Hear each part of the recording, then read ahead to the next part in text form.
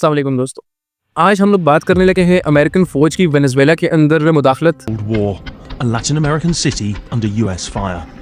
In the dead of Venezuela के सदर Nicolas Maduro की गिरफ्तारी, वेनेज़ुएला और अमेरिका के बढ़ती हुई कशीदगी और उनके तनाज़ात, और उसके बाद इन तमाम मामलात के बाद आज की वीडियो में हम लोग बात करेंगे कि जो वेनेज़ुएला के हाकिम कंट्रीज़ हैं उनकी क्या राय है इन तमाम मामलात के बारे में। अगर उनकी हम लोग बात करें तो वो है, एक है रूस और एक है चाइना। इस बारे में वो क्या राय रखते हैं आज की वीडियो में हम लोग बात करेंगे, और ये कशीदगी आगे कहाँ तक जाएगी और उसकी वजह से दुनिया को किन मुश्किलात का सामना करना पड़ेगा। और आज हम लोग बात करने लगे हैं कि क्या ट्रंप सरकार चाहती है कि वेनेज़ुएला के ऊपर टेक ओवर कर लिया जाए और उसके सदर को ताहयात गिरफ्तार कर लिया जाए और या उसको मार दिया जाए अमेरिका की जेल के अंदर।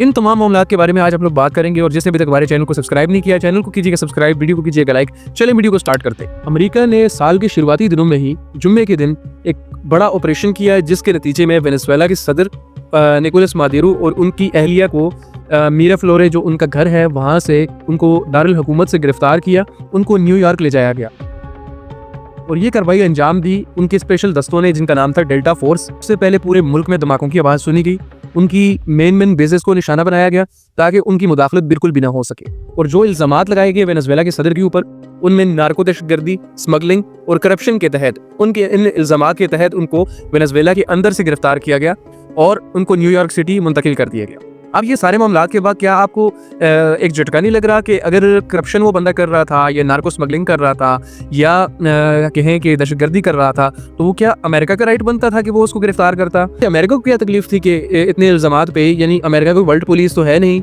जो गिरफ्तार करती फिर रही है पूरी दुनिया में। ये तमाम सवालात लोगों के जहन में अभी तक बसे हुए हैं। और इसी के बाद जो प्रेसिडेंट ट्रंप है उन्होंने प्रेस कॉन्फ्रेंस की है और उन्होंने कहा है कि वेनेज़ुएला को आर्जी तौर पर अमेरिका चलाएगा और उनकी जितनी भी तेल की कंपनीज हैं उनको अमेरिका ही रन करेगा। निकोलस मादुरो की अगर हम लोग बात करें तो ये काफ़ी अरसे से एज अ डिक्टेटर पहचाने जाते थे वेनेज़ुएला के अंदर, और इनकी रिजीम में चाइना और रशिया बहुत वाज़े तौर पर देखे जा सकते थे। इनके ताल्लुकात रशिया और चाइना के साथ बहुत अच्छे थे, इसके मुकाबले में अमेरिका के साथ इनकी बनती नहीं थी। और एक तो इसमें सबसे हाईएस्ट जो क्रूड ऑयल और इस तरह की तमाम जितनी भी मादनियात हैं और इस तरह की चीज़ें वो इस कंट्री के अंदर से निकल रही हैं। और एक तरह से अमेरिका की ये भी नज़र है कि ये चाइना और रूस की तरफ न चली जाए। अब हम बात करते हैं कि अमेरिका के क्या दावे हैं निकोलस मादुरो की गिरफ्तारी पर। अमेरिका के सबसे पहला दावा जो है वो है कि निकोलस मादुरो करप्शन, नार्को दहशतगर्दी और स्मगलिंग के इल्ज़ामात उनके ऊपर आयद कर रहा है कि वो इन तमाम चीज़ों में मुलव्वस थे और पूरे मुल्क में एक डिक्टेटरशिप का माहौल उन्होंने बनाया हुआ था, जिसकी वजह से कोई और पार्टी जो है रूलिंग पार्टी नहीं बन सकती थी, जिसकी वजह से ये ज़रूरी था कि उनको गिरफ्तार कर लिया जाता ताकि उस मुल्क में जमहूरियत बहाल हो सके। लेकिन एक दूसरी सरजमीन पर अमेरिकी फ़ौज की मुदाखलत और वहाँ पर हुकूमतों का बदलना, ये पूरी दुनिया में एक नए सवाल खड़े कर रहा है कि क्या ट्रंप सरकार क्या चाहती है। बेसिकली क्या वो चाहती है कि उनके कंट्रोल में पूरी दुनिया आ जाए, और इस मामलात पे दुनिया के मुख्तलिफ आ रहा है। सबसे ज़्यादा अगर हम लोग बात करें अक़वाम मुत्तहिदा की, तो अक़वाम मुत्तहिदा ने इस चीज़ को बड़ा गैर इखलाकी कहा है और उन्होंने कहा है कि ये गैर आइनी है। और जो तमाम ममालिक के कवानीन है उनमें भी यही है कि हर कंट्री की एक बाउंड्रीज है, कोई भी दूसरा कंट्री उसकी बाउंड्री को क्रॉस नहीं कर सकता और ख़ासकर वहाँ की आला अदलिया को गिरफ्तार नहीं कर सकता। और अक़वाम मुत्तहिदा ने ये भी कहा है कि ये बैनुल अक़वामी कवानीन के खिलाफ है। उसके साथ जो लैटिन अमेरिका है उसके कई ममालिक जो हैं वो उनके जो बाएं बाजू के लीडर्स हैं वो काफ़ी नाराज़गी का इजहार कर रहे हैं कि अमेरिका को कभी भी किसी दूसरी कंट्री के अंदर मुदाखलत नहीं करनी चाहिए। जिस तरह अभी ईरान के अंदर एक प्रोटेस्ट चल रही है जो उनकी इकॉनमी जो है कोलैप्स कर रही है, तो उसके नतीजे में ट्रंप ने उधर भी बयान दिया था कि अमेरिका जो है वो ईरानी लोगों के लिए आएगा। तो ये एक संगीन तरह की बात है, ये कोई आम बात नहीं है। चंद ममालिक की हम अगर बात करें तो उनमें चंद ममालिक ने खुश आइन भी बात कही है। चाइना ने इस फौजी कार्रवाई को सख्ती से मुस्तरद किया है और चाइना की वजारत खारजा जो है उन्होंने ये भी कहा है कि अमेरिका कोई वर्ल्ड पुलिस तो है नहीं है कि जो स्मगलिंग और इस तरह के मामलात पे किसी भी प्रेसिडेंट को उठाकर बैनुल अक़वामी अदालत में पेश करे, और ये बैनुल अक़वामी चार्टर के भी खिलाफ है और बैनुल अक़वामी कानून के भी खिलाफ है।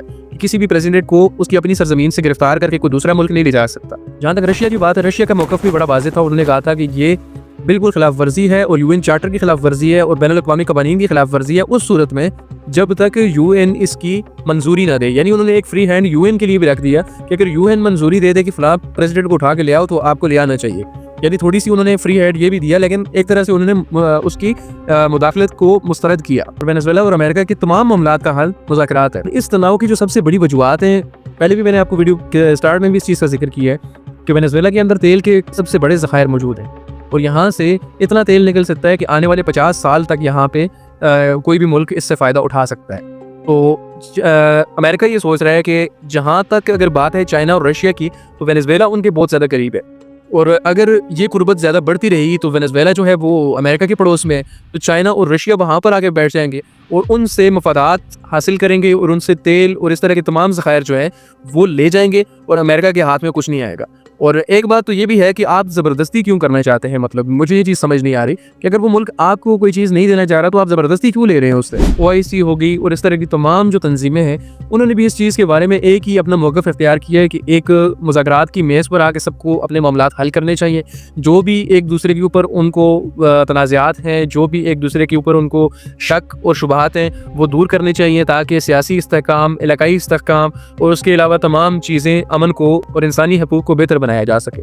और ये था वेनेजुएला की सदर की गिरफ्तारी, वो किस वजह से हुई, क्यों हुई, वेनेजुएला के अंदर अमेरिकी फ़ौज की मुदाखलत क्यों हुई, इन तमाम चीज़ों के बारे में हमने आज डिटेल्ड आपको बताई। अगर आपको वीडियो पसंद आई है तो वीडियो को लाइक कीजिएगा, चैनल को सब्सक्राइब कीजिएगा, और आपके जहन के मुताबिक अमेरिका की क्या मफादात हैं सदर मादेरो को रख के, और क्या सदर मादेरो को वो वापस लौटा देंगे या उसको गिरफ्तार रखेंगे या फांसी की सज़ा देंगे। आपका इस बारे में क्या ख्याल है, कमेंट बॉक्स में अपनी राय का इजहार ज़रूर कीजिएगा। मिलते हैं नेक्स्ट वीडियो में किसी अमेजिंग सी वीडियो के साथ। Till then, love you, take care, अल्लाह हाफ़िज़।